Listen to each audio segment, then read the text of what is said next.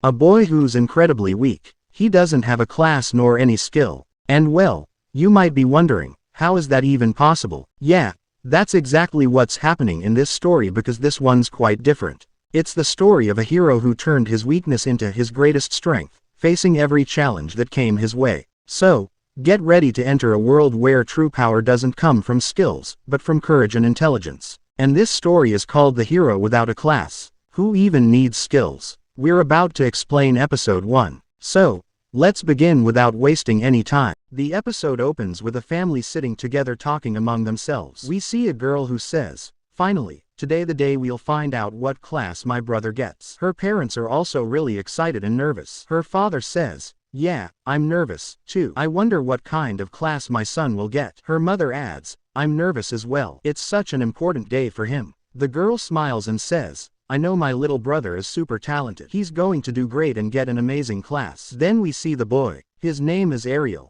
He laughs and says, "Class? Huh, let's see what happens." It's explained that in this world, every child receives a class from the goddess when they turn 10 years old. That class determines their future, what they'll become, like a blacksmith, carpenter, cleaner, or anything else. So the kids gather in one place, excited and anxious, waiting to find out their destinies. The old man in charge tells them to come forward one by one. He starts reading their classes. You'll become a blacksmith. You'll be a craftsman. And so on. Finally, it's Ariel's turn. Everyone starts whispering, "Oh, that's the son of the Sword Princess and the Archmage. His class must be legendary." The old man places his hand on Ariel's head and frowns. He says, "That's strange. I can't read your class." Ariel looks confused and says, "Yeah, I don't feel anything either." The crowd gasps in shock. How could the Sword Princess's son have no class at all? Later, Ariel is seen practicing swordsmanship at home. His parents tell him, "Don't worry, son, it's fine. Don't run away just because of this." Ariel laughs. "Come on, I'm not a kid. I'm not going to run away over something like that." He's calm, confident, and not bothered at all. His sister walks in and says, "Don't worry, little brother. I'll always stand by you." He replies, "Yeah, I know that." Then Ariel explains, "If you think I'm upset about not having a class, you're wrong. I've been training with Mom since I was little. She was insanely strong. She'd hit me so hard I'd go flying, and sometimes I couldn't even find her afterward." He laughs and adds, "So, this is nothing new to me. Honestly, I don't even believe in these class systems. My hard work means more to me. Even without a class, I can become a great swordsman. Skill matters more than class, and I'll keep improving mine." His family smiles proudly, and his sister says, "I knew my brother was strong." Then Ariel says, "All right, you guys keep chatting. I'm heading to the practice field." At the training ground, he sees two boys sparring. They're bragging about how easy sword fighting has become after getting their classes. "Our bodies just move automatically now," one says. Ariel steps closer and one of them sneers, "Hey, isn't that the kid with no class?" Ariel replies calmly, "So, what if I don't have one? I'm still a better swordsman than you." The boy smirks, "Oh, really? Let's test that." Ariel accepts the challenge. They start fighting and Ariel completely outskills him. Just as he's about to win, the other boy's friend jumps in to help, but Ariel fights both of them at once and still defeats them easily. The two sore losers shout, "You cheated. We weren't ready." Suddenly, a firm voice interrupts, "That's enough. You two lost. Accept it. Stop making excuses." Everyone turns to see another boy stepping forward. The others whisper, "That's Evan's son, the Sword Princess's kid." He walks up to Ariel and says, "I heard you can fight well, even without a class. I challenge you to a duel." Ariel smirks, "Oh, you're that guy. You often come to my house to get sword lessons from my mom." The red-haired boy's face hardens. He says, "That's exactly what annoys me. My father's a great swordsman, too, but your mother always gets the recognition. She's respected everywhere, while my father is ignored. It's all because of her." Ariel frowns. "Hey, stop it. My mom's amazing and she deserves the respect she gets. Why should that bother you?" The red-haired boy growls, "Enough talk. I'll defeat you and prove my father's worth." Ariel nods. "Fine by me. I'll fight for my mother's honor." Then the duel begins. Both of them are incredibly fast and skilled, clashing with intense energy. The red-haired boy is surprised. How can he fight this well without a class? Ariel analyzes his moves carefully and thinks, he's attacking carelessly. I can see so many openings. But when he strikes, The boy blocks it perfectly and suddenly attacks twice in one motion. Ariel stumbles back, shocked. What? You launch 2 attacks at once. The boy points his sword at Ariel's head and says, you lose. Then he explains how he used a double slice technique, something only those with high-level sword blessings can perform. Later, the scene cuts to Ariel's home. His sister tries to wake him up. Come on, get up.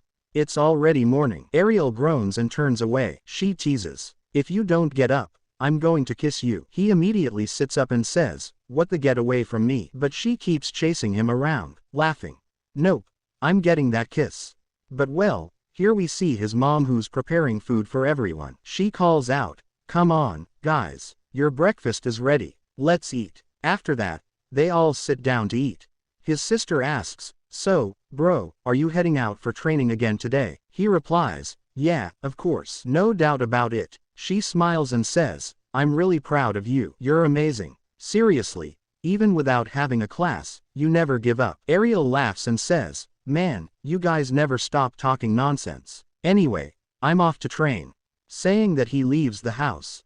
His sister then says, sometimes I feel bad for Ariel, but their mom tells her, you shouldn't feel that way. She then takes her to a strange place, opens up a box, and shows her several broken swords. The sister asks, whose are these? Her mother explains, these belong to Ariel. Every day after his practice, he brings back a sword that's completely destroyed. Hearing that, his sister is shocked. Wow, my brother's incredible, she says, clearly amazed. In the next scene, we see Ariel alone in the forest training hard. He's practicing his double slice attack, but suddenly someone's watching him from behind the bushes. Then out of nowhere, a goblin jumps out and attacks him. Ariel quickly uses his double slice attack and takes it down in one move. Just like I thought. It works perfectly, he says confidently. But right after that, he hears a terrifying roar. That's definitely a monster and it's heading toward the village. I need to warn the guards right now, he says, rushing off. But then he hears a child crying for help. Wait,